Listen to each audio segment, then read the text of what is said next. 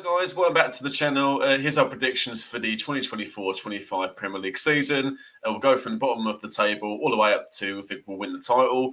If you're new around here, please subscribe to the channel. Let us know your predictions in the comments below. It'd be great to read those. So Dennis, Mark, thanks again lads for joining.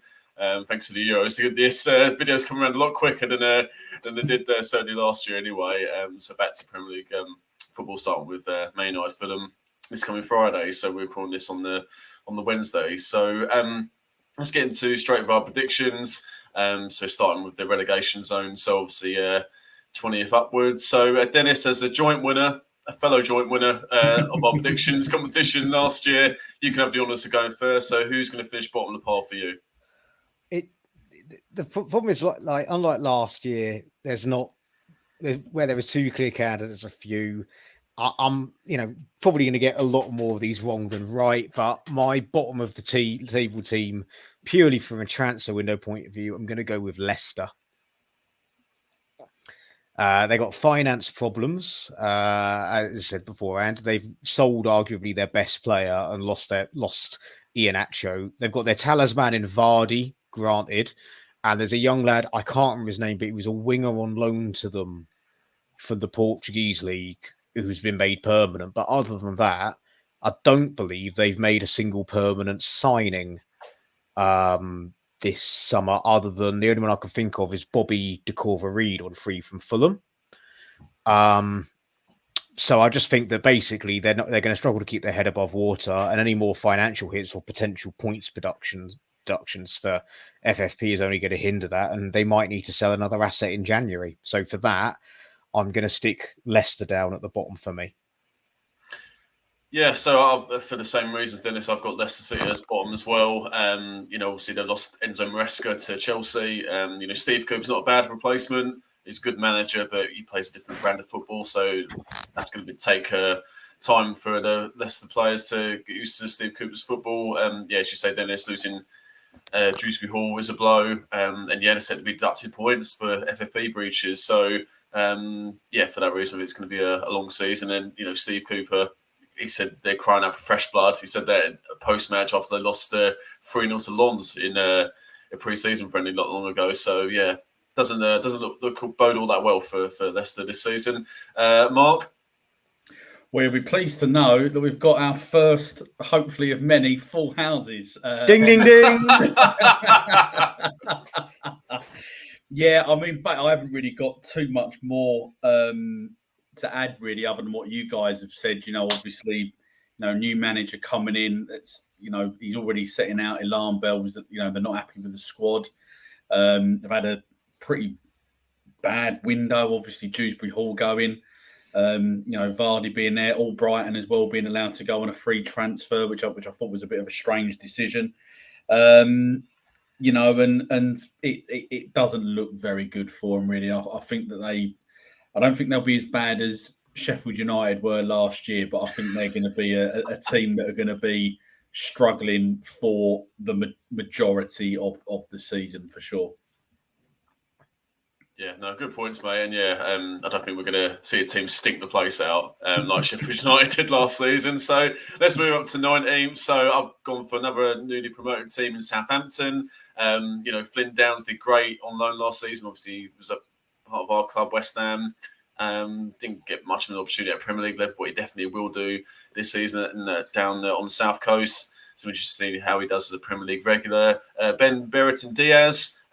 Could be an astute signing. He scored 6 goals in 14 at Sheffield United on loan last season, so he'll need to bang the goals in. Adam Armstrong did great in the Championship last season, but in 2 seasons of Premier League football, he scored a grand total of 4 goals for Southampton, so he's got to improve on that this season. He might have a Dominic Solanke where it just clicks for him sort of this season. But I think the lack of a top goalkeeper could be an issue. Gavin Bazunu is injured until the new year at least. Alex McCarthy's a decent enough goalie, but he's not Premier League quality. So maybe they might have to get someone in on loan. I mean, Aaron Ramsdale would be an incredible sign if they could get someone like him. Not that he's been linked with him, but someone like of that ilk could make a difference.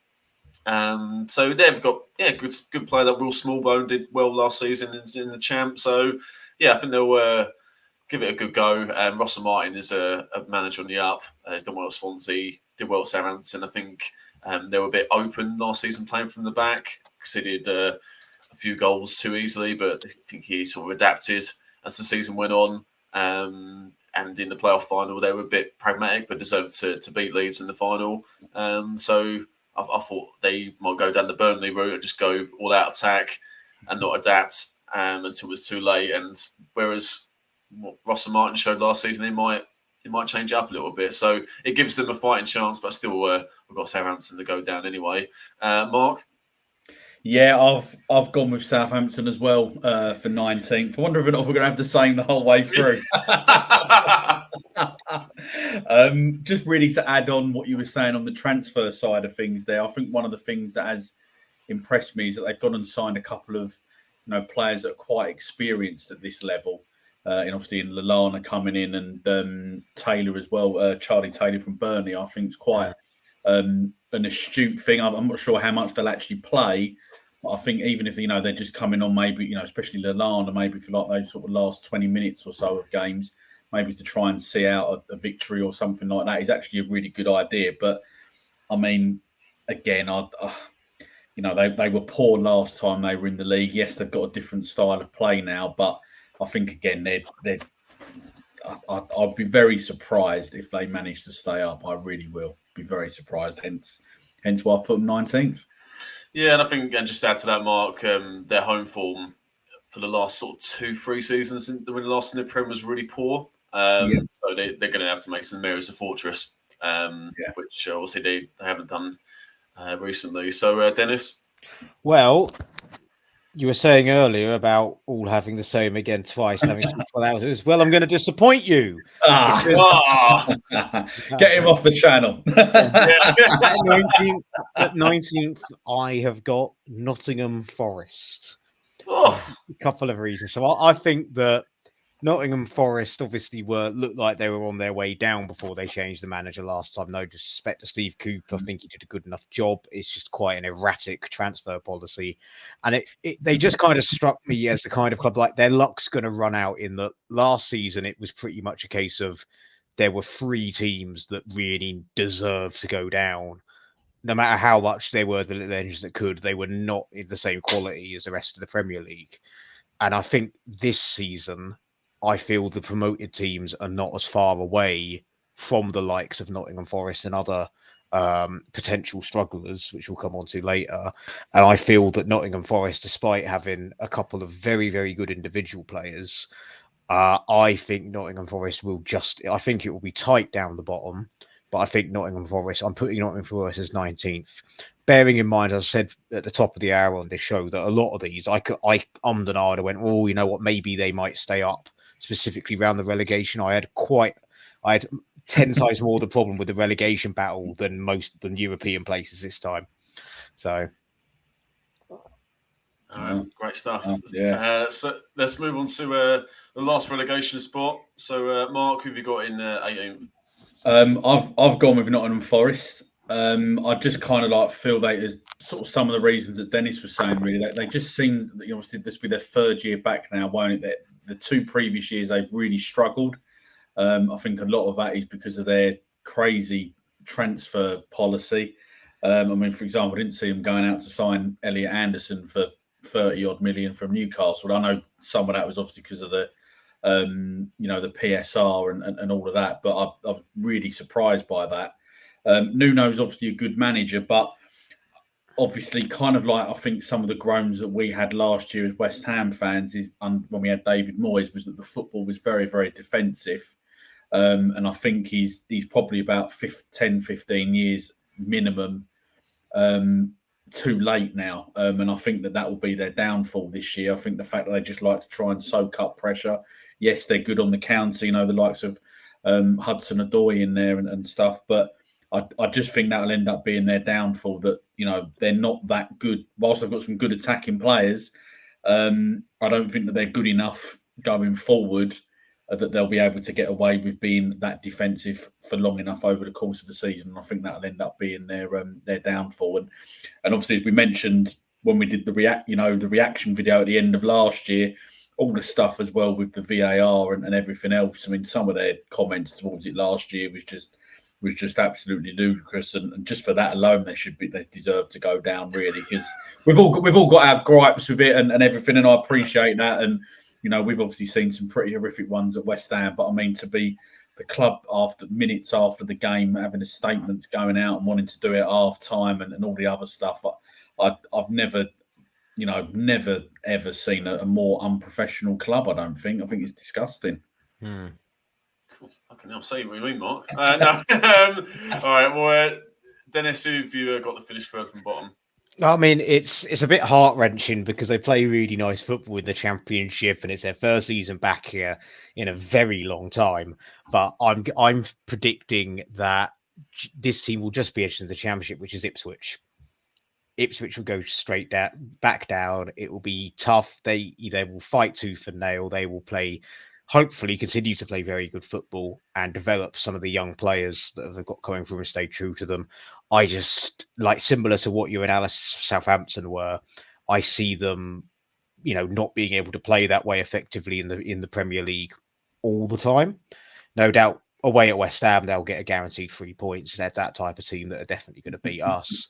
But that's where I'm putting Ipswich Ipswich in 18th for me.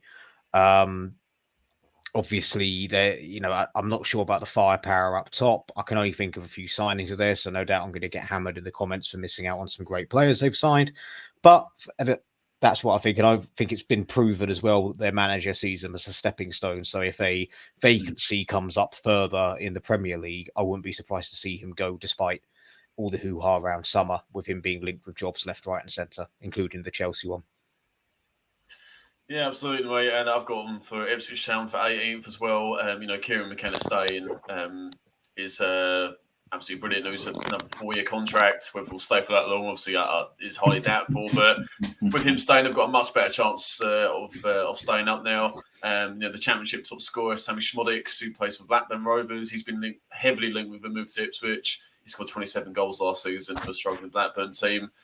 If he signs for Ipswich, he could be that little bit of difference to actually keep Ipswich up. So we'll see how that goes. That'll be one to look out for before the window shuts. They've signed Omari Hutchinson permanently. He did great for them on loan from Chelsea last season, so that's great to get him permanently at the club. Jacob Greaves from Hull defender is a player who's had plenty of admirers. A bit of a surprise he actually didn't go for a team higher up in the division, actually. But so that could be a good bit of business. So yeah, just got Ipswich to just go down, but I think even with Leicester bottom, I think all three teams have still got a good chance to stay up anyway. So let's move up to the rest of the bottom half. So let's obviously move up to 17th now. So Dennis, who have you got to finish 17th? Just because I think that they have signed some very good players this summer to shore them up, I think that Southampton will just edge the bottom three.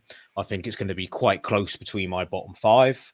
And also the other thing with Southampton is they've signed some very talented Brazilians in January on pre-contracts that are not that young. They're 22, 23, been playing first team football for Sao Paulo, and I think that could give them a bit of an injection towards the end of the season.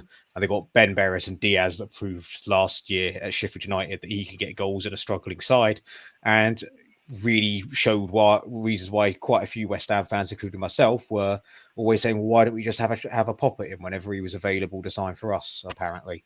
So I think that will make just about make the difference. Again, from 17th to 19th, it was a pretty tough call for me from the three promoted teams.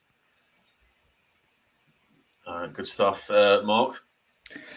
For me, I think I said this last year and I got made a little bit silly because all three promoted clubs went straight back down. But this year, I generally feel that Ipswich will stay up. I think it's going to be tight, to be fair, but kind of like as you were just saying there, I feel that they've recruited well. Obviously, Hutchinson coming in, obviously highly rated.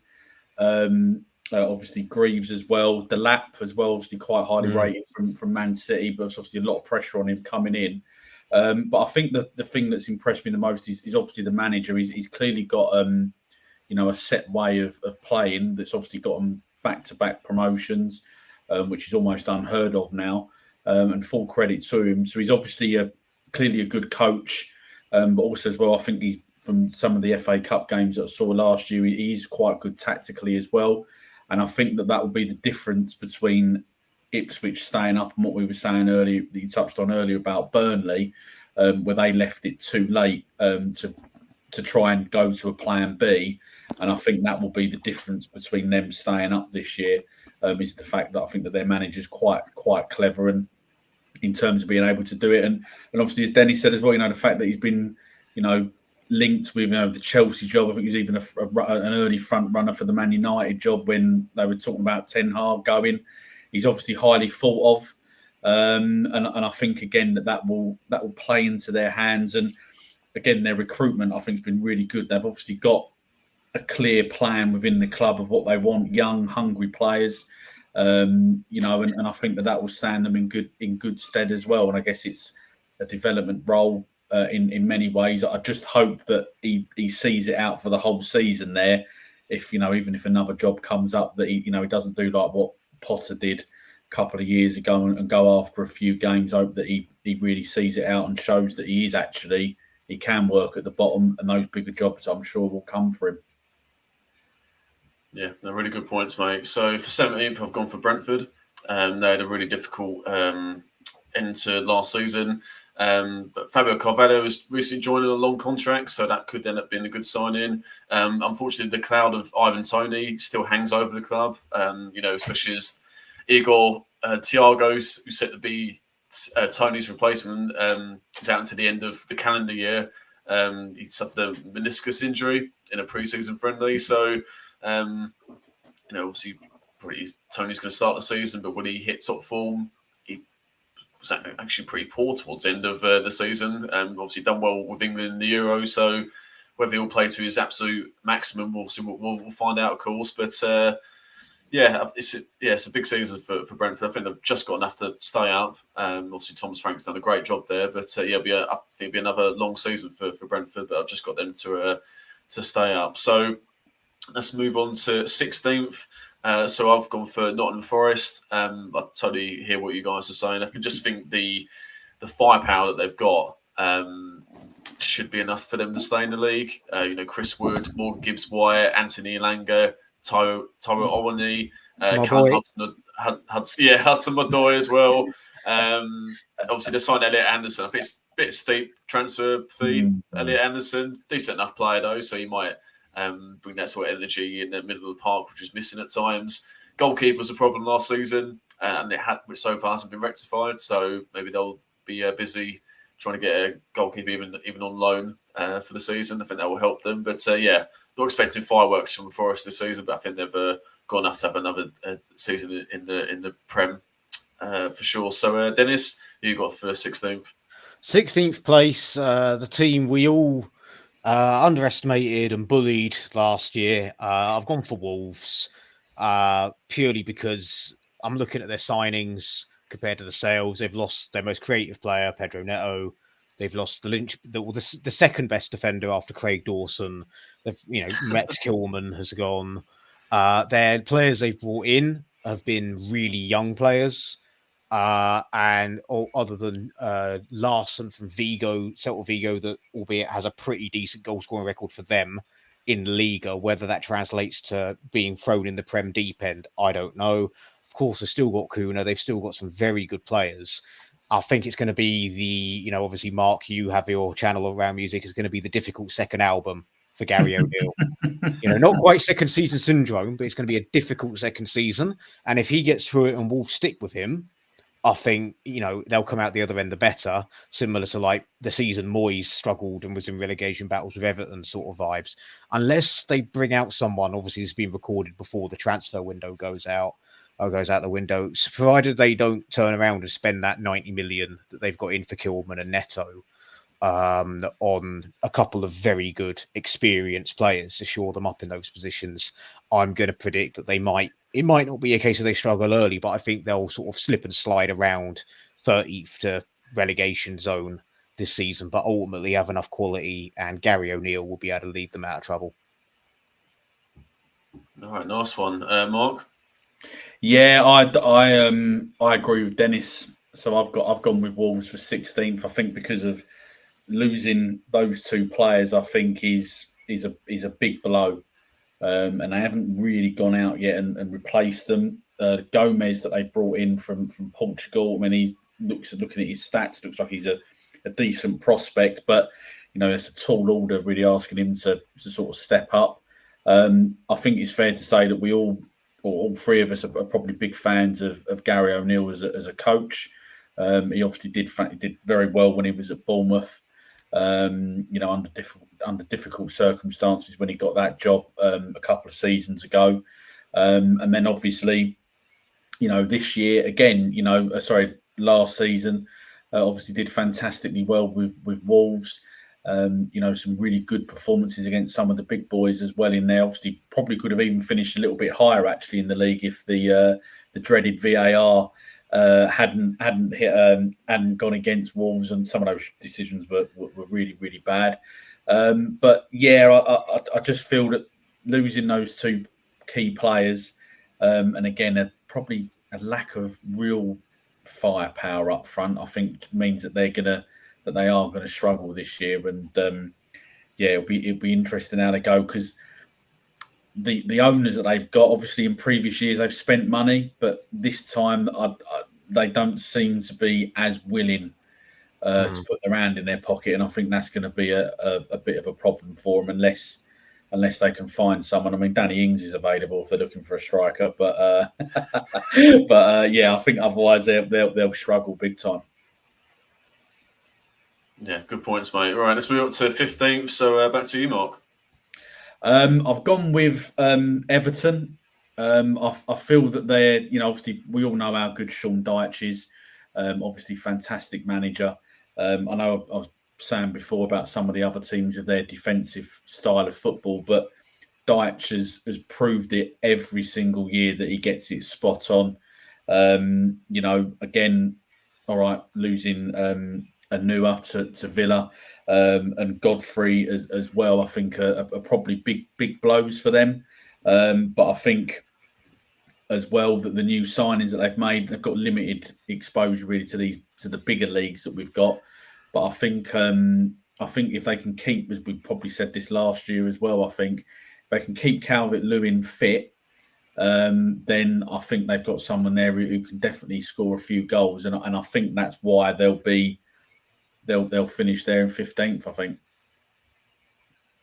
All right, nice one. So I've gone for Wolves in 15th. Agree with everything you boys have said about Wolves. They ended last season terribly with 1 win in 10 games. Obviously, they've got a good fee for Pedro now. A good player as he is. He was injury prone, so that's a great fee to get for someone like that. And obviously, they've got good money again for Max Kilman, selling him to obviously our club, West Ham. So whether they'll reinvest it, we'll wait and see. I think a big problem is who's going to play alongside Craig Dawson. Gone are the days where they're Connor Cody and other good players of that ilk. Firepower has been a struggle for Wolves for a number of years now. Even under Nuno Espirito Santo, they struggle for goals. So that's not a new thing for the Midlands club. But obviously Gary O'Neill has done great as a coach so far at Bournemouth and last season at Wolves. So I think they've got enough to stay up, but it won't be particularly a pretty season for Wolves. And I think because other teams have improved around them, they'll just drop a couple of places this season, in my opinion. So, Dennis, who have you got for 15th? 15th, for pretty much similar reasons you had them 17th. I've gone for Brentford. I just think that we're going to see revenge mode Ivan Toney, because no one's come in and bid for him. So I reckon he's going to be, despite what some people may think of him, I think he's going to be super motivated to prove to everyone why they should sign him on a free transfer and give him a huge signing on fee at the end of the year. So I think I'm just going to put them a little bit higher up than you are, but for the exact same reasons. I think definitely going to have to eat my words. We end up doing good, but I do think although the business model and the way they do things is universally loved, it's starting to struggle a little bit, especially when they can't move on their most valuable asset for whatever reason. Means then that their model doesn't kind of almost half breaks down without that selling a star to bring in more that they've had in the last couple of years. Yeah, good points, mate. Okay, let's move on to 14th. So we'll stick with you, Dennis. Who have you got for 14th? At 14th, I've gone with Bournemouth. I think they've strengthened well in the window, and I think they put in a good playing style and did quite well with what they had last season.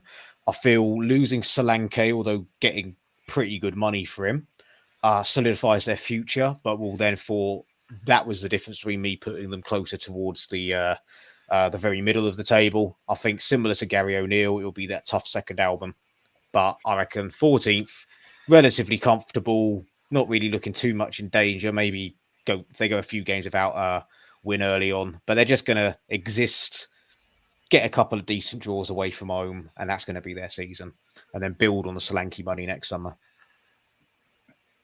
No, fucking hell. No. I'm just laughing there. They'll just exist. You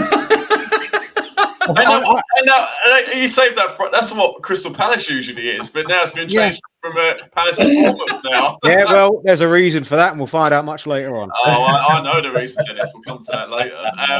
So, okay, Mark, who have you got for 14th? Yeah, I'm going for the club that just exists as well. I've gone for Bournemouth. I mean, I did have them when we were, you've invited us on to do this before. I did actually have Bournemouth in the top 10. To be fair, but obviously with them losing Solanke, great bit of business for them. Obviously he was terrific last year. I'm not really sure if they've gone and got the guy in now. Is that I think you pronounce it? They got him in. He's a good striker, but not Solanke. I personally don't know much about him, but judging on what we've seen from Turkish players coming into the league before, they tend to struggle. You leave Tunche Sunley out of this. And that's kind of like my concern there. Are they going to go and spend the money, on somebody else? That'll be interesting. But I think they'll be okay. I really do. I like the football that they play now. I think it's very much on the front foot. Must be quite exciting for Bournemouth fans every week watching their team play. As I say, I would have had them a couple of 2 or 3 places higher, in the top 10 even, if they'd held on to Solanke, because as I predicted that he wouldn't score last year, obviously he's proven massively wrong there. That's it. But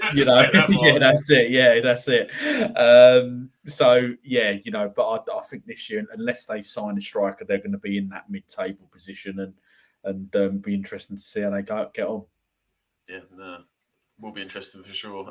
So for 14th, this club is probably the most I've moved a team trying to sort this table out, and it's Fulham. So Emil Smith-Rowe's transfer could be the kickstart to his career that he needs. He's a very fine player, but obviously he's had his injury problems. So if he can play anywhere near his best, what a great sign that will be for the Cottagers. But João Palhinha leaves a gaping hole in their midfield. He's been excellent these last 2 seasons and gets his deserved move to Bayern Munich. He's been ripping it up in the Prem. So it'll be a huge miss for Fulham this season. They've signed Jorge Cuenca, I'm going to say, from Villarreal. Looks a steady centre-back by the sound of things. But probably could do with another centre-back, as Tosin's obviously left to join Chelsea as well. Like Wolves, they probably need another defender. It'd be interesting to see how Ryan Sessegnon does this season. Obviously, he's re-signed for Fulham on the free. So, you could be pound for pound, one of the signings of the window if obviously he plays anywhere like he's capable of. He's obviously had his injuries, as we know. So let's move up to 13th. So I've gone for Everton. So they've been pretty decisive in this market and recruiting Ndiaye and Lindstrom to improve, obviously, their attacking endeavour up front. Obviously, they were great defensively with Pickford, amazing again. Branthwaite and Tarkowski, those 3 were vital. And obviously, with De Ligt now signing for Man United, Branthwaite's probably going to stay now, which is a huge boost for the Evertonians. There's still problems off the pitch, of course, with Everton. Nothing changes there. But on the pitch, with obviously Sean Dyche, especially tracksuit Dyche towards the end of the season, I think things are a lot more settled on the pitch. So, and I think without the points deductions, they would have finished, I think, 12th or whatever last season. So they were playing well enough, winning a lot of games. 12, 13 games I think they won last season. So, I think they'll be defensively solid again. So I've got them for 13th this season for Everton. So, Dennis? So possibly my first slightly controversial pick is going to be 13th, is going to be, for me, Brighton and Hove Albion, who are in a very experimental season with a new young manager that plays it out from the back. If you look at how their defenders and the high liners worked in pre-season, they're going to possibly be quite frail at the back unless they, get it into gear and might have to switch a system. I don't think they're going to be any trouble in the slightest. It's just going to be a slight disappointment on where they want to be as a club. But I can see them finishing 13th, in my honest opinion. But however, this is another one where this and the two teams above it, they can fit in any order realistically. So yeah, but I'm going to punt for Brighton at 13th. Experimental season and building for the future. Yeah, good points, mate. Mark? I've gone for Brentford. I think I like the signing of Carvalho from Liverpool. The little bits and pieces I've seen of him, he looks a good player. But I think they're just going to be one of those clubs that they're not quite good enough to get into the top 10, but they're not going to be quite good enough, bad enough even to get relegated. Obviously, as you guys have picked up already on the Tony situation, how it'll be interesting to see how focused he is, because we all know he's come out a few times and said that he wants to go. Obviously, losing the replacement as well is obviously a huge blow for him. So we'll have to see what happens. But yeah, for me, I think they'll just have a fairly average season and won't really go anywhere. I think they'll probably beat a couple of the big boys maybe along the way, because they tend to raise their game like a lot of the mid-table teams. But I don't think they'll be, they'll be on the beach by about beginning of April, I think. Mark, I was waiting for the "just exist" sentence then. I thought about it. I must admit, I was thinking about it, and I thought, no, we can't. We've got to come up with something else. All right, great stuff. Let's move on to 12th. Mark, we'll stick with you, mate, for this one. This for 12th this year, it's fairly similar, really, to what Dennis was saying. I've gone with Brighton. Obviously, they've obviously did fantastically well a couple of seasons ago, and I've been on a real sort of upward curve, actually, probably for about 2 or 3 seasons, really. Obviously, going with the new manager, I think he's 31, I believe. I mean, that's a bold managerial choice.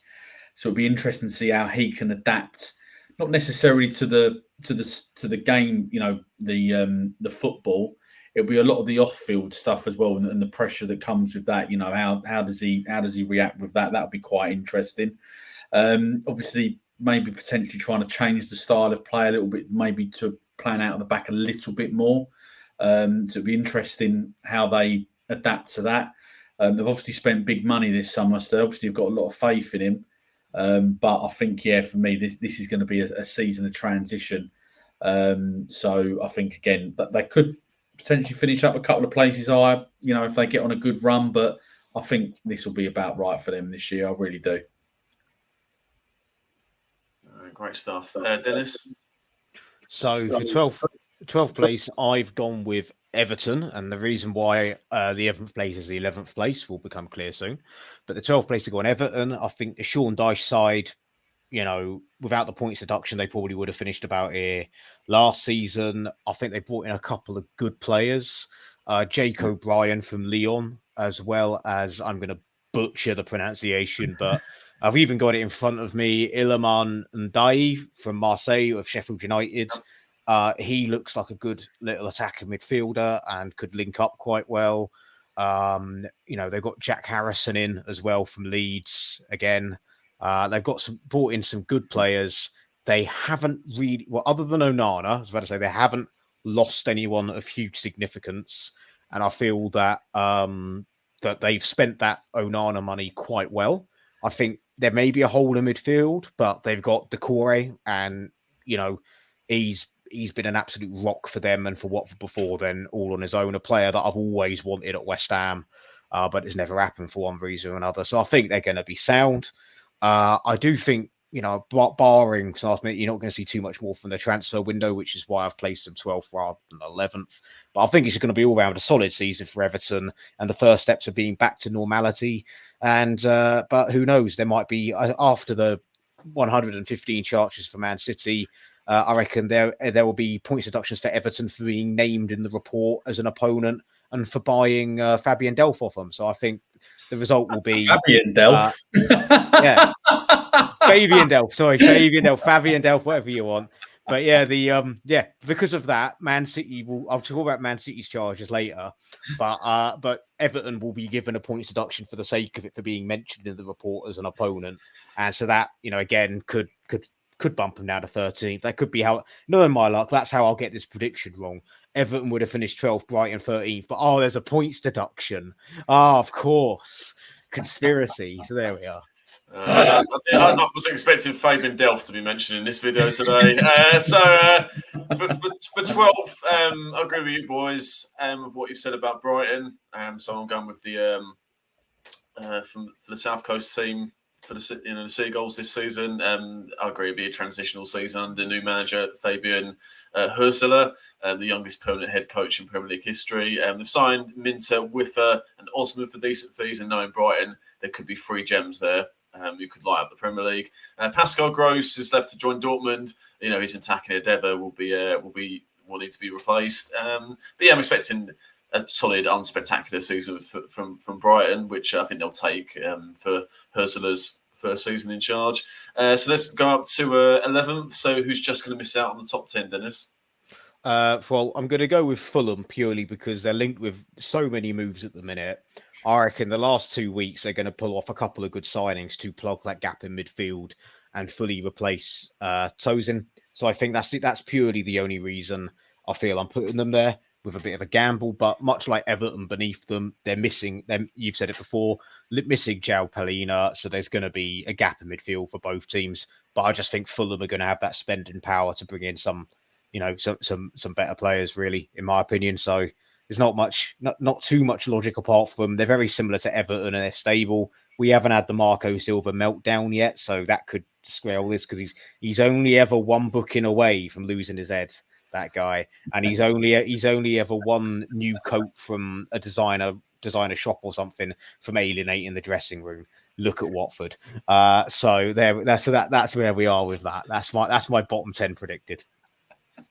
So I've gone for Bournemouth for 11th. Obviously, I know they've sold Dominic Solanke for a fantastic fee, which they could reinvest some of it in the last couple of weeks. But they had a shocking start to last season. But Iriolo turned things around brilliantly and were close to finishing in the top 10.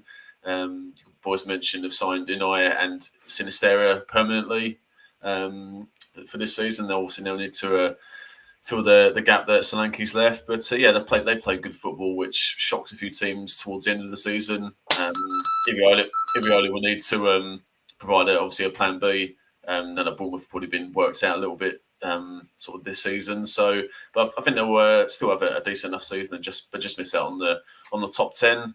So, Mark, who have you got for 11th? I've gone with Fulham. I just because I'm a little bit worried about who else they've got at centre half and playing centre midfield. Obviously with the loss there, as obviously we've already touched upon.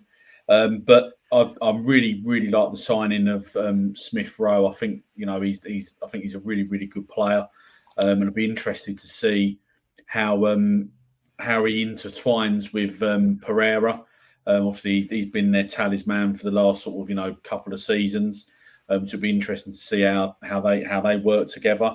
But yeah, I think that they'll be solid again. Again, for me, one of their major problems is I know they got Jimenez up front. It looked a little bit like last season, a little bit more like his old self before he got that horrible head injury. But it will be for me, can they score enough goals to break into that top 10? And looking at what they've got there, I'm not entirely convinced at this moment in time that will happen. All right. Let's move into the top 10 now. So I'll go first on this one. So I'm going to go with Crystal Palace to replicate their 10th place finish from the previous season. Michael Olise's joined Bayern Munich, so that a great fee that Palace have received. Obviously, a big blow. Olise was fantastic towards the end of the season for Palace. It'll be interesting to see how they play under Oliver Glasner over a whole campaign. Obviously, he did a brilliant job replacing Roy Hodgson, but he's got a full pre-season under his belt. So if they can replicate the form over the course of the season, then 10th might be the minimum for Palace this season. Kamada on the free could be a bargain on the free. Obviously, we as West Ham fans, we know how good he was at Eintracht Frankfurt. So if he can show that sort of form, it'd be an astute signing, and potentially Ismaila Sarr as well. He showed flashes of quality in the Prem before at Watford. So again, Palace fans they'll certainly be glad all over if he does well this season. Newcastle made three bins for Mike Guehi, so that's one to watch. Whether obviously it's vital for Palace if they're going to have a good season, that obviously he stays, and obviously Dennis's best mate Joachim Andersen's been linked with a move away as well. But if they can keep Andersen and Guehi, that's one of the best partnerships outside the top 6 or 7, I would say. Again, Dennis's fellow best mate Jean-Philippe Mateta had an unbelievable end to the season. So whether he can do it for a full season, again, we'll wait and see on that one. But good signs for Glasner and Palace fans. So a bit of optimism there. So I've just got them for 10th place. Dennis? 10th place for me, I've gone for, because I did predict on another channel that this season for us will be like, in my opinion, the Pellegrini first season. I've gone for West Ham 10th, a conservative 10th for West Ham United. I feel we're changing the style of play. We've got a lot of new players coming in. It's brilliant that we've got options, and we can even be in a situation for the first time probably since the Kirbishley years where teams actually don't know our starting 11 inside out, because we have more than 2 wingers, and we have more than 1 right back that's good enough for the Premier League, and we've got 3 striking options. I mean, this is almost as terrifying as that flight to Geneva. So with the trepidation. So I reckon West Ham are going to have an entertaining season, but I think there'll be some hairy moments at the back. I think there's going to be some gelling to be done. I think there's going to be some adaptation to the style of play. So I'm thinking a traditional West Ham 10th place finish, but beating Man United and maybe finally beating Liverpool to shut someone up would be great as well. But 10th for West Ham. So how it goes. Mark, who have you got for 10th, mate? I've gone for Palace. I'm sort of trying to rack my brains a little bit. I can't remember such a dramatic transformation in a team's playing style, because Palace, when obviously Hodgson unfortunately got taken ill, were struggling, weren't they? And the transformation in them, I honestly can't remember something like that happening. They just look, it was a completely different style of play. They just looked like a different team. Really impressed me.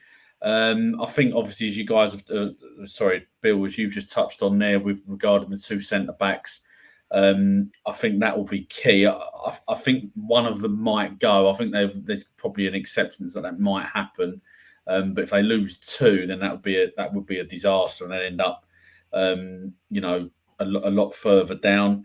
And I think that even though they've lost Olise, which I thought was probably he's gone for big money. I'm not quite sure he's in that bracket personally, but obviously I guess it's. So you'll take it if you're the Palace owners. Palace, definitely. Yeah, it's probably too good a deal to turn down. I was a bit surprised at that.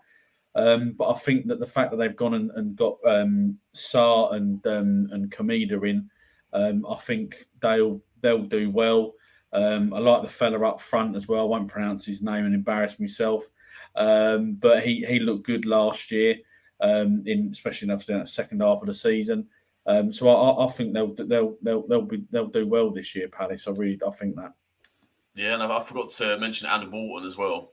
What a season I'm expecting him to have. He was fantastic joining from Blackburn in January. So it was obviously so well. We got the England squad. Okay, so let's move up to 9th. So Mark. I've gone with Chelsea for ninth, and the reason being is that I generally do not know who is in their squad because they signed so many players. It's got about 6 goal leagues, Mark. I mean, it's the most. I mean, it's ridiculous, isn't it? It is the most. I've never known a transfer policy like it. They've just not. What I don't understand about it.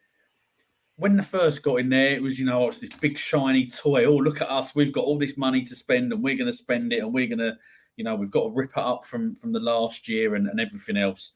They're burning through managers. There's not going to be a manager left at this moment in time who want to go there. Although I did read that apparently Potter's still being paid 200k a week at the moment by Chelsea. Maybe that's why he won't take another job. I don't know. And in fact, it's amazing that I've just seen on there the squad size is 44. I mean, that is, I don't know how many they've actually got for the league. Obviously, only registered 25. So there's going to be a lot of disappointed players in the next couple of weeks. But aside from the weirdness of their transfer policy, I just got to say, I don't understand why they've signed Neto from Wolves. Good player, but always injured. So that for me was a strange one, especially for 60 odd million. The way as well that they're treating Conor Gallagher, I find mind blowing. And also as well, it's obviously going to be a huge step up as well for the new manager as well. But I'm struggling to work out why they got rid of Pochettino. I'm assuming it was because of a disagreement over transfer policy. We all know what Pochettino was like at Tottenham. Obviously, wanted a bigger say on it. But for me, he obviously struggled in the first part of the season, but the second half of the season, you could see there was a clear strategy. The players bought into it, and you're thinking, well, next year Chelsea are going to build upon that, and you probably would have looked at them and gone, they'll be challenging to be in and around those Champions League spots. But another new manager, it will take them a long time to bed him in. It's only his second second season as a manager. That's a big ask. And I think for that their form will be very, very up and down. And I don't think there'll be that too many people that'll be disappointed to see him struggling in that sort of mid-table-ish, mid to sort of top half region. Yeah, Mark, I've got Chelsea in ninth as well. Completely agree with everything you said. It's another chaotic summer for Chelsea under the ownership of Todd Bowley. A poor pre-season in terms of results. Yes, as you rightly say, Mark, the jury is out on Enzo Maresca as a manager. It's only his second season in management, as you say. And I'm not being funny, lads. I think the three of us could have got Leicester promoted last season with Winks and Dewsbury Hall in the middle of the park. Do you know what I mean? In the Championship. So they played. Leicester played decent football, but his lack of Plan B was evident last season. I think they actually didn't burst their way through to the title last season. They struggled at times towards the end of Leicester. But yeah, jury's out on him. They've signed a number of players, but honestly, apart from Pedro Neto, who is injury prone, it's hard to see how they've improved their squad from last season. They were lucky that Cole Palmer had a breakout, incredible season, deservedly forced his way into the England squad. He was unbelievable last season. He signed another extension to his contract. But yeah, if it weren't for him, they would have finished, 9th, 10th. So most of them actually finished 6th. And yeah, get rid of Pochettino is a ridiculous decision. And the management of Conor Gallagher is a farce. And yeah, if you're a Chelsea fan, it's where do you go from here? I mean, look, Maresca might turn things around, get the best out of, say, Jackson. I think Nkuku's back from injury. Marc Cucurella had an amazing Euros for Spain, obviously winning the European Championship with them in Germany. So I don't know. It's hard to know their strategy on anything with Chelsea. So I think simply because the other teams have got more cohesive strategy in terms of transfers. And sort of more experienced managers, I think at this level, that's why I've pushed Chelsea down to 9th, like you, Mark. Dennis? Yeah, I've got Chelsea at 9th. We've got our second bingo. I think the only thing that to make this make sense for me is that they're buying players that they're worried their rivals will buy and get improved by.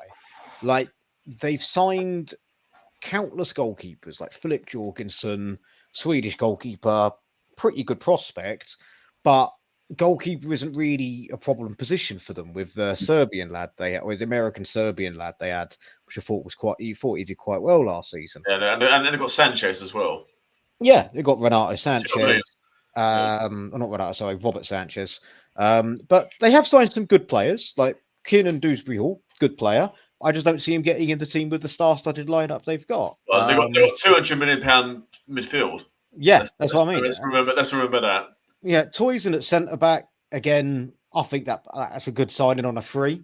Probably one of the only ones for me that makes total sense for them out of all their transfers, really. I think that's the only way it makes sense. What it reminds me of is like the first when I was 11 years old, I got Total Club Manager for the first time ever, and I was seeing all these players. That's a throwback. Yeah, and I was seeing there was a setting you could have to give your club an extra 12 million cash to spine, and I signed players for the sake of it. Because I was like, oh, I quite like him.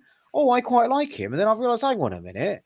I've got like 10 strikers and 2 striking positions. And I was West Ham manager. So I was like, I've got Jermaine Defoe and David Connolly up top. And I've got David Johnson, Marlon Harewood, Danny Webber, like random strikers. I'm like, oh, I thought they're quite good.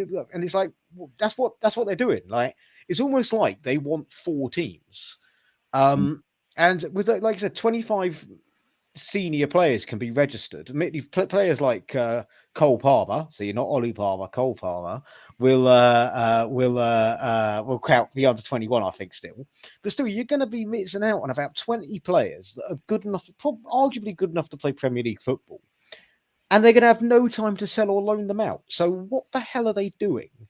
You know, if it's a case of selling them on for profit later on, not playing them is not going to make them profitable. So I don't understand. I certainly don't expect the manager to last a year. And I think it's going to be 9th place. I could be wrong. I was definitely wrong about them last year. So now going the opposite from one extreme to the other, you know? Yeah. Just to remind our viewers, you had them as 3rd last season somehow. Right, so... At the end of the season, they were in that kind of form. That's all I'm going to say. Still way off 3rd, though. Anyway, so let's move on to stick with you, Dennis. Who have you got for 8th, my friend? 8th place. I struggled and wrestled and tried to shoehorn them in to the Europa Conference, but I couldn't see them going past the top 7. I've got Crystal Palace. I think Crystal Palace, if they'd kept hold of Alessi, I think that I'd have them challenging for Europa, although they may still in this situation. I think Palace are kind of one of the sleeping giants of the Premier League, in my opinion, with the current squad they've got. The style of play change with Glasner coming in. If they had Glasner from the beginning of the season, it's not hard. It wouldn't be hard to imagine them definitely getting top 7, considering how the slow start Chelsea had and the stutteringness of Newcastle in and around that sort and Man United around that time. I think they've been playing really well in pre-season. Mateta's been playing really well at the Olympics as well. I think I have this feeling in my water that they're somehow going to keep hold of Gueye, because I think they're pricing out Newcastle, because Newcastle aren't putting in the type of numbers up there for transfers this summer, and haven't really had a significant investment apart from the lad from Chelsea that was on their bench last season. So for that, I think Palace will finish 8th. I think they'll be solid all round.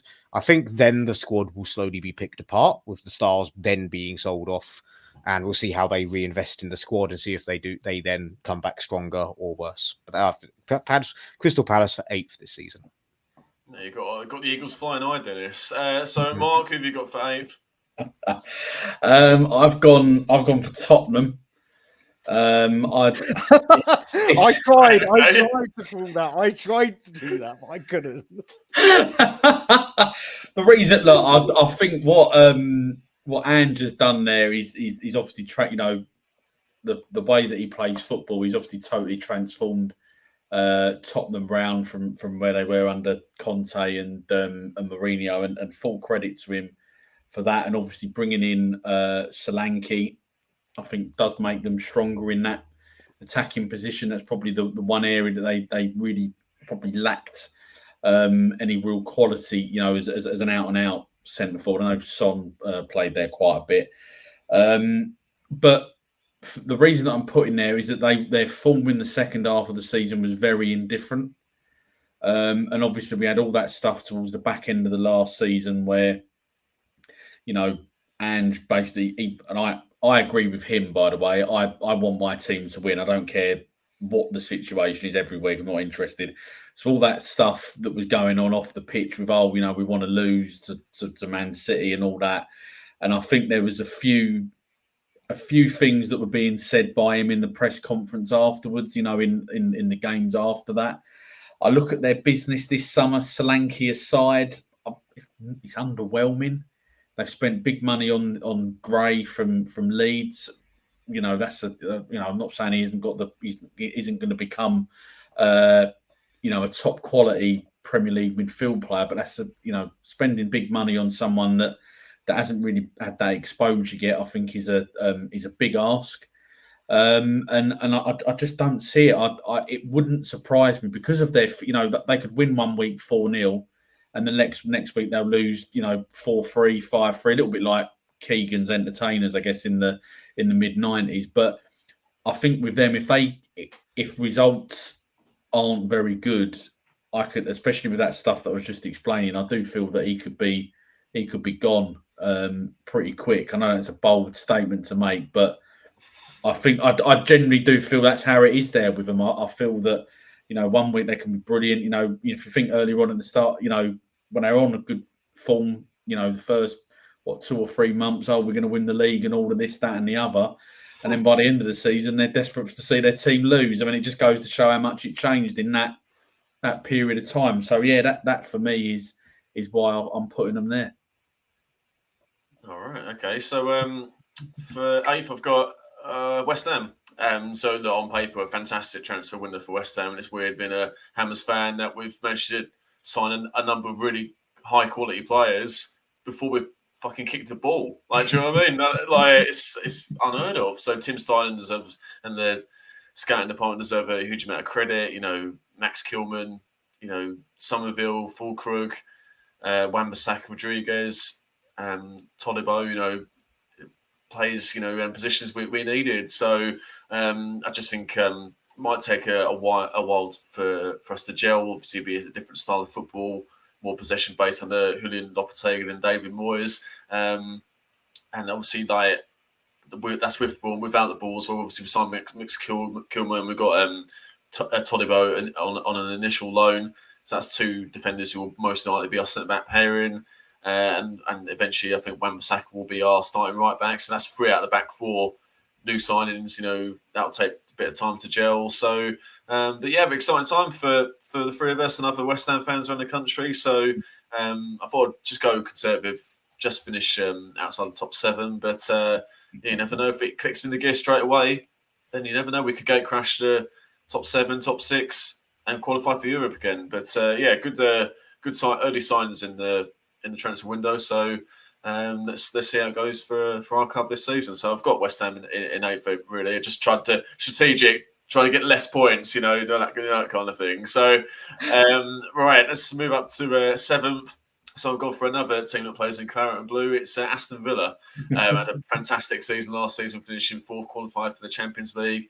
Unai Emery's done an incredible job for the Midlands club, but it'll be tough for Villa to replicate that form this season. Douglas Luiz joined Juventus. He's been replaced by Unana from Everton. Bit of a hefty fee for a player who's a bit hot and cold at Everton, I've got to say, but obviously Emery knows what he's doing and sees something in him. Ross Barkley is a bit of an interesting signing. He did really well at Luton, surprisingly, last season. He will definitely want to improve on his under par loan spell at Villa a few years ago. Cameron Archer's been re-signed, but there's still an over-reliance on Ollie Watkins. If he gets injured, then I think that's a big hole for Villa to fill, especially as Duran has been linked with moves away. One of those clubs being West Ham. Moussa Diaby's moved to Saudi. He's moved to Saudi Arabia. So, but yes, it should still be a good season for Villa. Obviously, this season, it's Champions League. It's been extended. There's more games. I think that'll take a lot out of Villa. And I think similar to Newcastle, they finished 4th. And then last season, finished 7th. I've gone for the same for Villa for this season to finish 7th. But, Emery's done a fine job, as I say. That if they finish in the European spots again, no matter which competition, I still think they'll be successful for the sleeping giants in Aston Villa. So yeah, I've gone for Villa for 7th. Mark? Yeah, I'm with you on this one, Bill. I've gone for Villa in 7th. I think would have had them a little bit higher, to be fair, but I think because of the Champions League situation, I think that will catch up on them at some point. They've obviously added some decent players, giving themselves a little bit of squad depth. Looking forward to seeing Matson. I think that's how you say it. They've obviously brought him from Chelsea. Decent player, but obviously quite difficult for him to get in there. I think Mings coming back as well. I think is a big plus for them. Obviously being injured for the majority of last year. I think he's still injured, but I think Buendia he's got to come back at some point. Buendia. Yeah, definitely. And as you said, I didn't really realise. I must have completely missed it that they signed Barkley.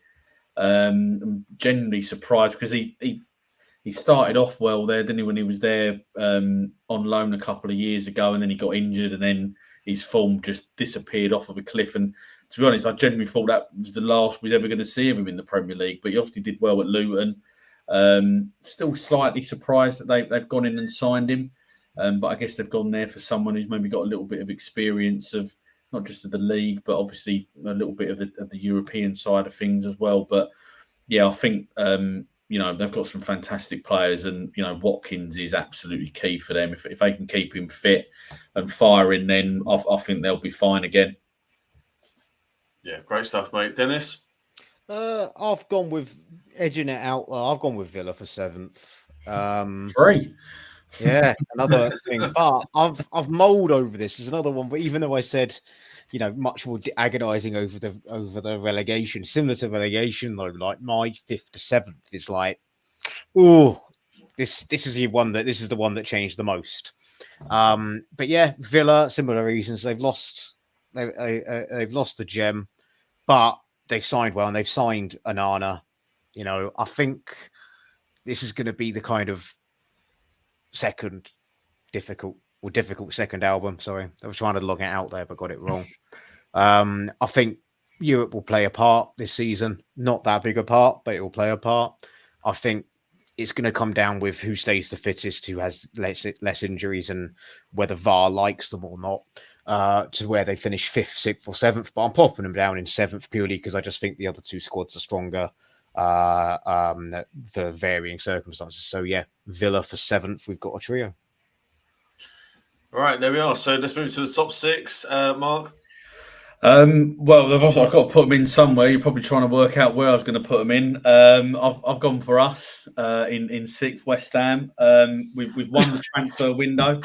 And I always feel every year that there's always a surprise package. And I really feel that's going to be us this year. I think that we've obviously signed very, very good players going forward. I think hopefully that the change in style of play will work into the hands of Paqueta, Kudus and Bowen in particular. And I think my theory whenever you're signing players is that you want the player that you're coming in to be ideally better than the position that he's coming in for, or at least on the same level. There's no point in just signing a player just for the sake of signing a player, in my view. And if you look at the work that we've done, we have upgraded the players that come in are an upgrade on pretty much every other player that was in that position previously. That's why I think it's a really, really exciting time for us. Yes, we've spent about the same sort of money as last year, which I think maybe has maybe gone a little bit unnoticed in some quarters. But look, as I say, we haven't got any European football this year. There is often a team that, for me, as I said before, is always a surprise package. So why can't it be us? I'm quite confident in that. I think 6th is entirely achievable. Take on what you boys were saying about, especially defensively, potentially three of the back 4 are going to be newbies. But let's just crack on with it and see what happens. And I think it's a really, really exciting time. And can't wait for it to kick off. I hope you are right, mate. I hope we do. Not understand. I hope we do finish 6th or even higher. But yeah, for points wise, I thought I'd play it safe and put us 8th. Okay, so Dennis, who have you got for 6th? 6th place for me is Newcastle. I think they had a lot of injuries last year, and Isak is an absolute goal machine. I just feel that they haven't really signed anyone to improve their squad this summer, and that's the reason why I have them down as 6. I think taking the injuries out of it, they probably just edge Villa with Villa's schedule. I don't believe Newcastle are in Europe. I know they finished one outside of the they finished one outside of the Conference League after United got Europe for winning the FA Cup, but I believe Chelsea have forfeited their spot in conference. I don't know if that then goes to Newcastle. Newcastle on in Europe. No, not on in Europe. Yeah, but bring him in. They've brought some decent players, but no one's going to pull up trees. Lewis Hall, who was on the bench a lot last year. Lloyd Kelly on a free, good player, but he's going to be a squad player for them. The Forest second choice goalkeeper, who's going to be their backup in case because obviously they had Dubravka for most of the end of last season. I don't think I just don't see them challenging for breaking the top 4. I see them finishing a pretty solid, and especially compared to the Ashley Days, brilliant 6th. All right, so for 6th, I've gone for Man United. They need to keep players fit. Their injury record was horrendous last season, and they need to be harder to play against. They were far too open at times, so no wonder they conceded a lot of goals. Left back is an issue for them. Malacia hasn't played for about 2 seasons now, and he's still injured. And Luke Shaw is forever injury prone. Besides De Ligt, he'll be a great addition. De Ligt, if he can play to his top ability, and certainly help out with playing from the back as well. The kid Lenny Yoro is unfortunately out for the 3 months. Joshua Zirkzee had a good spell at Bologna last season, but, a forward, but his fellow striker Rasmus Højlund, they're both very raw at this level. Marcus Rashford needs to find the form he had in Ten Hag's first season. He had a bit of a shocker last season, didn't he? So, and obviously I mentioned about them 2 open, but they didn't score enough, Man United, which goes under the radar. So that's why I've got them to finish 6th. Obviously they were 8th last season, were pretty poor.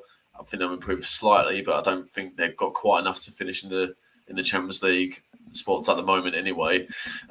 So let's move up to 5th. So Dennis, who have you got for 5th? 5th place is I've got who you just had for 6th. I've got Man United. I think they've improved a couple of areas by signing. Zirkzee is quite slept on. I think he's going to be a really good forward for them. I just don't think they're quite there to break the top 4 because I feel that they need more. Basically, they need more. They need a couple more improvements. They don't need to have the stellar blitzing signings. And I think my main prediction for this year is that Anthony is going to become an even more bigger laughing stock somehow than before. I think that they're going to improve to 5th, but their fans are still not going to be happy. And I think it will still be the end of Ten Hag. Unless he wins like the Europa League, which is impossible to predict at this stage.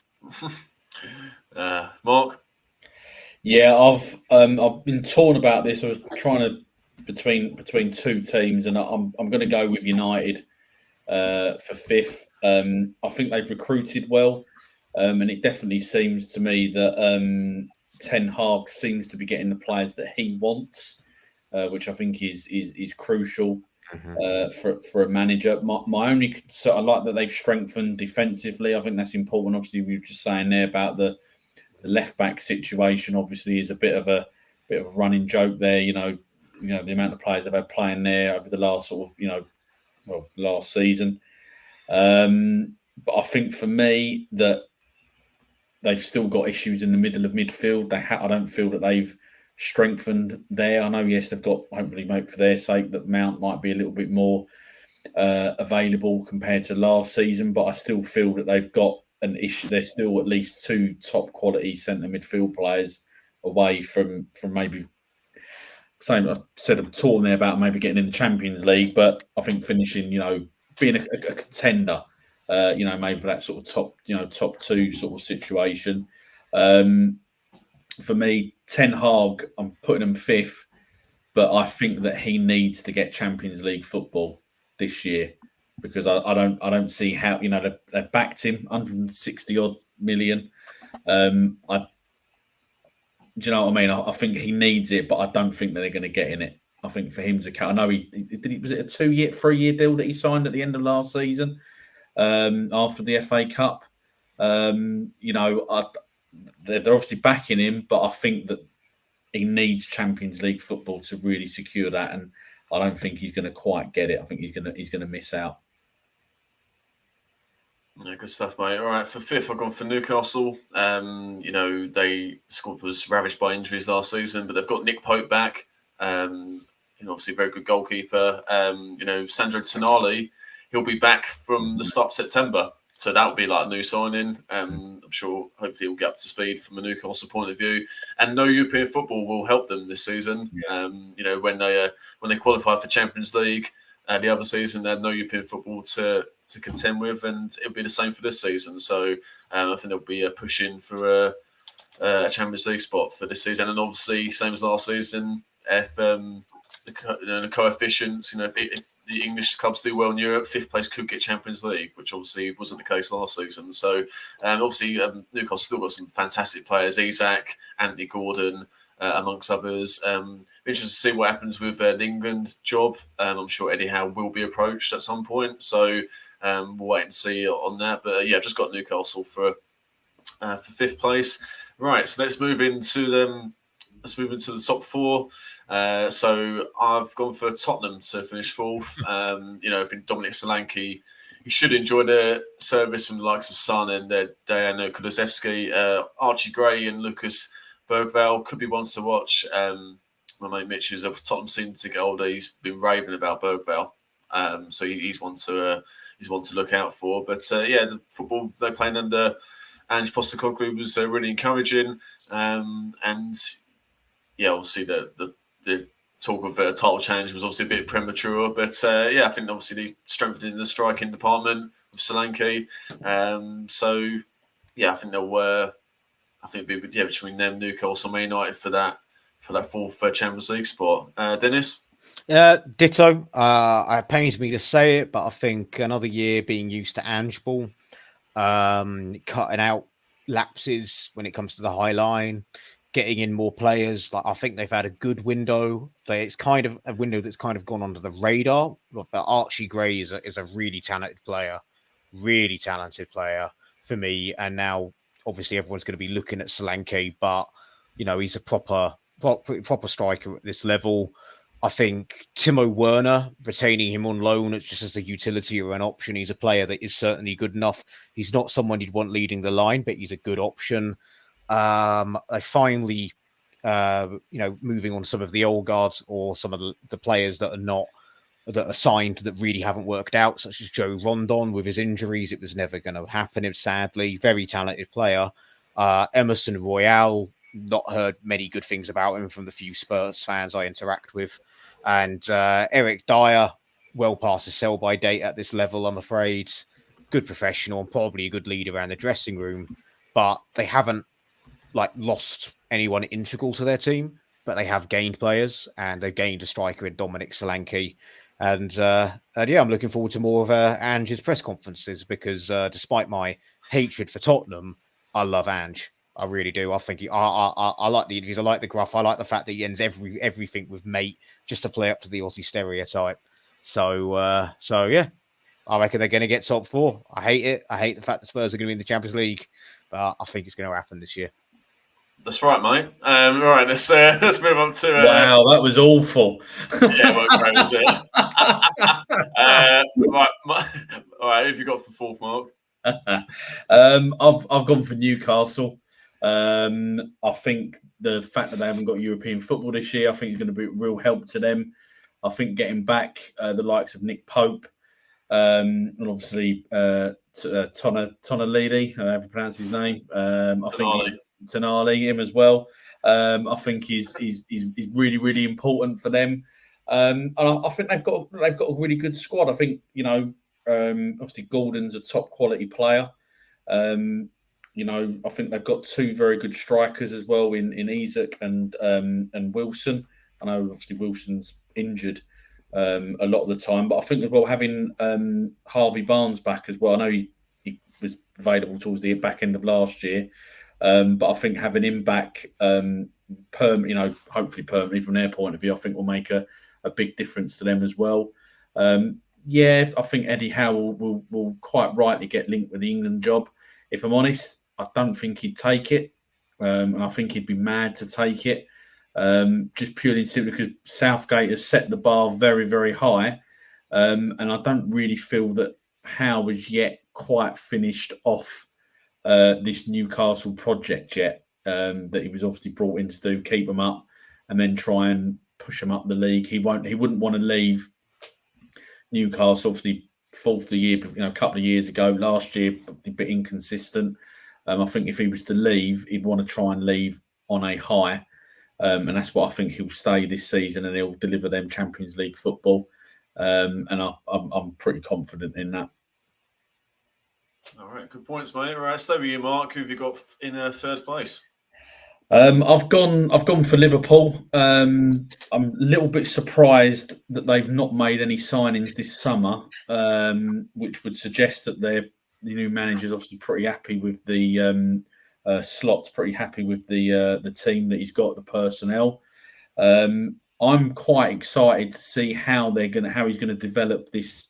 Obviously quite similar to Klopp in how he approaches it, but how he's going to bring that now into the Premier League. They've obviously got some fantastic players. Big season for Núñez up front, whether or not if he can deliver, this potential that he's got. He's got all the ingredients that you want, but he obviously needs consistency in his game. So yeah, I think it will be a really exciting season for Liverpool, but I think they're just going to miss out, going to run out of puff. I think to really challenge, but I think third is a pretty good, solid first season for Slot in the league. Yeah, I think Liverpool fans would take third place. Dennis? Ditto again. I think, they haven't signed anyone, but importantly, other than Matip, they haven't really lost anyone that's around their first team. Obviously, Carvalho's gone to left for pastures new at Brentford, but I don't really remember him being around the first team. He was hyped up when he was signed from Fulham, but I don't recall him being a fixture in the first team. And it looks like Salah's staying for another year, despite some of the bust-ups of Klopp at the end of last year. It's a transition season. I don't expect them to constantly they're either going to start well and drift off, or they're going to be a slow burn build. But I'm having them down as third, and whatever they don't spend this summer, they're going to have in the war chest next summer, is the way I look at it. So as long as they don't lose any of their key core players, I don't really see there having too much of a problem this year. Yeah, I've gone for Liverpool in third as well. They've looked impressive in pre-season with some of their patterns of play under the more possession-based football under Arne Slot. As you boys have said, no major signings as of yet, but it's still a very good squad, particularly in the attacking areas. Salah expecting another big season. Núñez, Cody Gakpo had a really good Euros, so it'd be interesting to see where he actually plays this season. Diaz and Jota as well. If they can keep Jota fit, then he's arguably their best finisher along with Salah. Van Dijk had a good season. Alisson's an incredible goalkeeper, one of the best in the world. So, Trent's obviously a very good player, as we know. Curtis Jones and Javier are improving all the time. So, yeah, I don't think there'll be a title challenge like there was last season, but, I think third place will still be a good season for Arne Slot in his first season. And, maybe if they can nick a trophy, I think most Liverpool fans snap their hand off for that. The lack of a top quality holding midfielder hurt them at times last season. They played McAllister there quite a lot and Endo. And it could be the same again this season. I mean, they were linked heavily with Martin Zubimendi, but he turned them down to stay at Real Sociedad. So whether they've got someone else lined up, obviously we'll wait and see. But I've got Liverpool in third place as well. Dennis, who's going to finish runners-up? Well, it's time to be bold, gentlemen, and predict there to be a new Premier League winner this season. Well, not new, but someone who hasn't won it for a while. And for a litany of reasons, I'm going to stick my neck out, and I could well be wrong, but I'm going to go for City to be runners-up this year. Hear me out.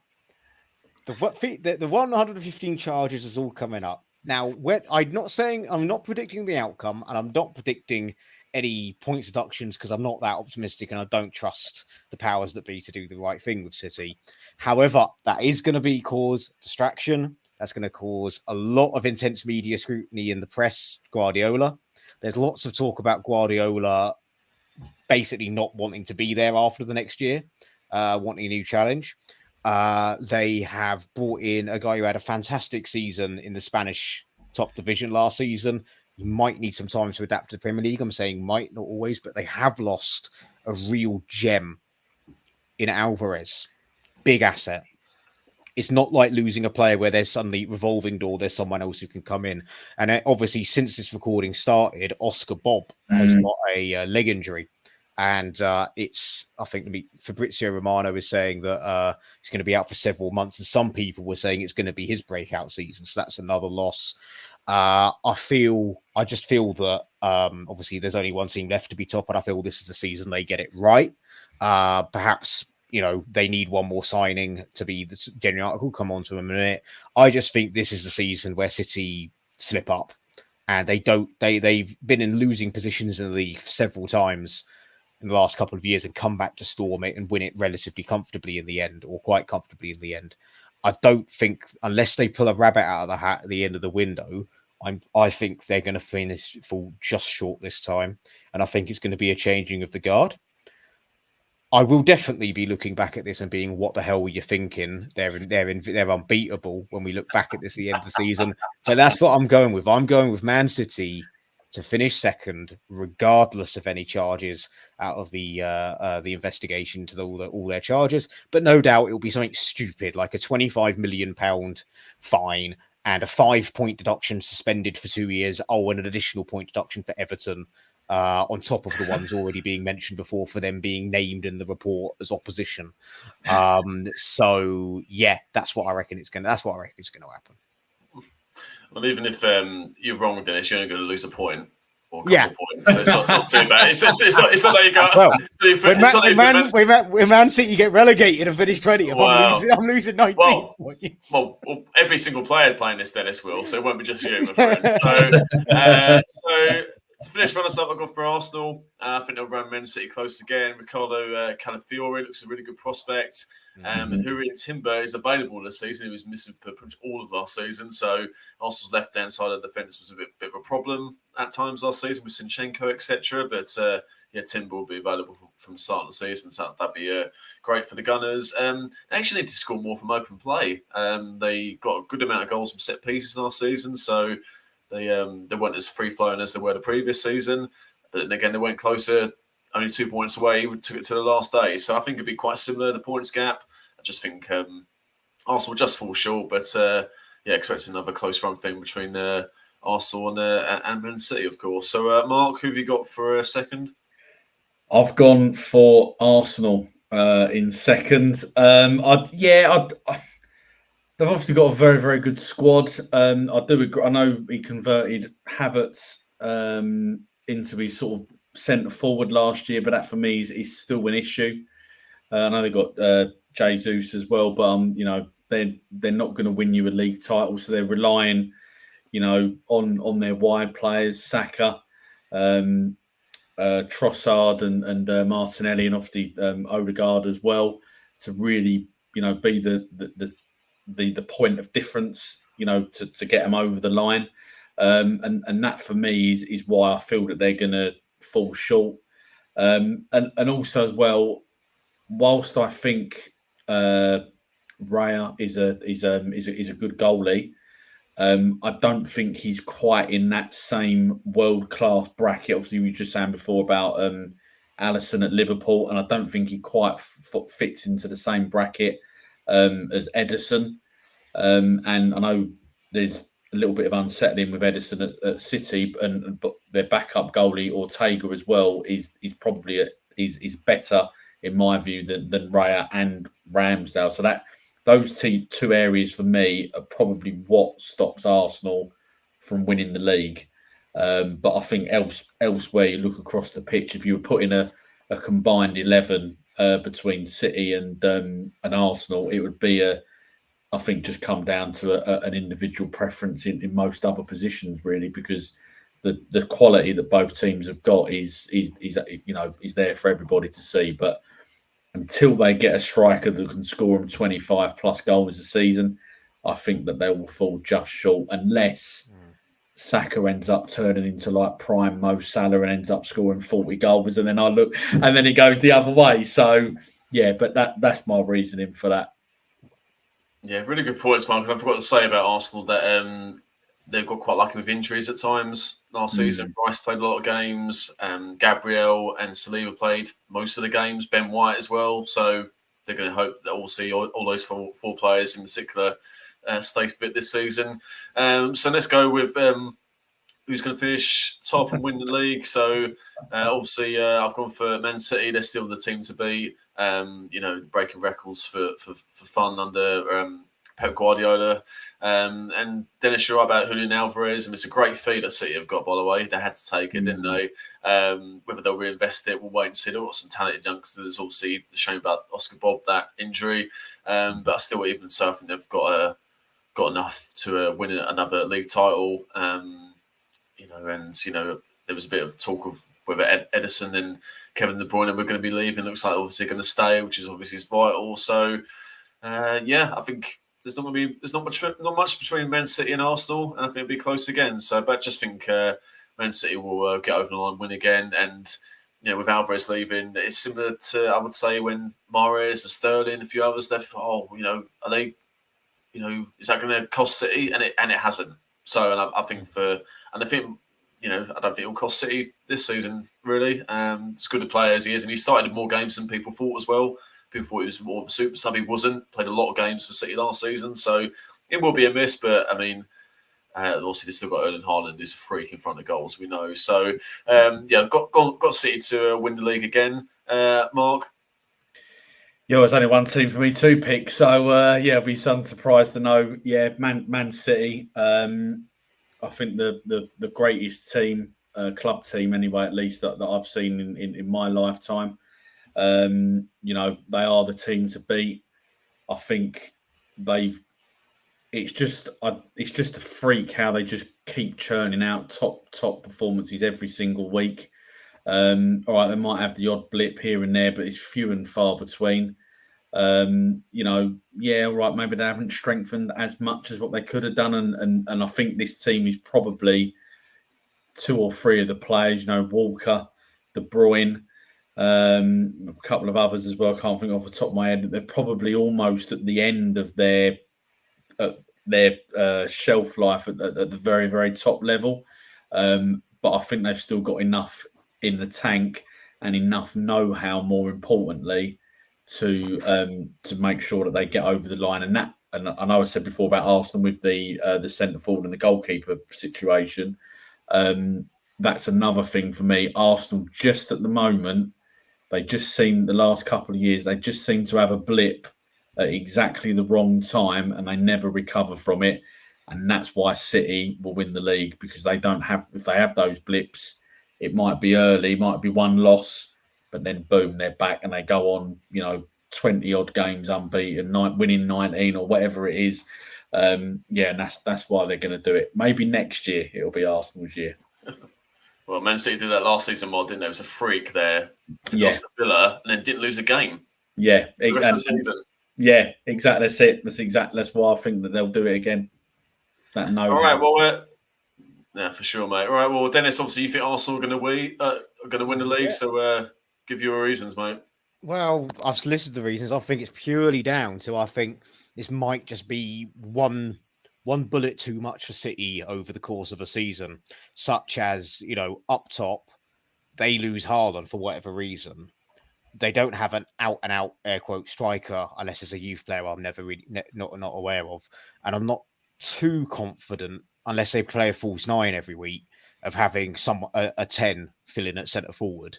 Whereas Arsenal, that I think if there's loads of talk about them signing Sesko, the Slovenian forward, and if they did, I think they'd be bang on, because they are centre forward missing. But I think Havertz has grown into his role at Arsenal and did quite well at the Euros for Germany in the same position. I think they've shored their defence, like they've got Timber back, as well as I can't pronounce his name, but the Italian lad with the long hair. You know, they've got a shored up defense. They're not as you know, before when Saliba was injured, that was it. Their defense kind of went shot a little bit. Whereas I think they've got some coverage now. But I think it mainly is the main factor is going to be that, like you say, some other players are not, are getting to the area where they're reached or past their peak. Some players like senior players like Edison are having the head turned slightly, as are De Bruyne. There's lots of doubt over Guardiola's future. There's going to be constant badgering and unsettling about the charges that are coming forward and what's going to happen to City. I'm not optimistic, but still, we like to hope. And obviously, then there's going to be agents in players' ears talking to them about possible routes out if City are relegated, which I don't think they will, but this is what people are going to be saying. So I think it's the perfect storm for them to just slip on the title. Personally, it's going to be possibly a similar situation to when Arsenal just pipped United to the title. The two times they didn't win it, where they're invincibles, where they just pipped them with one win makes a difference. It's going to be one of those. It's going to be close, but I reckon and the number one reason I'm doing it is to just not be boring and just say, look, okay, I'm going to go out there and say, you know what, Arsenal are going to do it. You know, I'm putting Arsenal top, and if I'm wrong, I'll lose a point, and if I'm right, we finally have a new champion. I don't particularly have any love for Arsenal. I'm just so tired of City winning it all the time. It's boring. It's getting like Lewis Hamilton and Michael Schumacher in the F1 these days. It's like, it's more exciting about to see who comes second. Or Verstappen now. All right, well, what a way to finish all about F1. So thanks, Dennis. Thanks, Dennis and Mark, for your valuable contributions. Let's see who's going to win it this time. Hopefully we'll have an outright winner as opposed to a joint winner like we had last season with me and Dennis. So let's see how all the three of us get on, obviously, at the end of the season. So, yeah, Dennis, Mark, thanks for joining, lads. I'll catch you soon, and we'll see how we get on, as I say, at the end of the season. If we get under 50 points again, all three of us, that'd be an achievement, definitely, for sure. All right, well, thanks, everyone, for watching. Subscribe to Garage Football if you're new. Let us know your predictions in the comments below. It'd be great to read those. And give this video a like if you enjoyed it. We'll see you soon. All the best. Take care.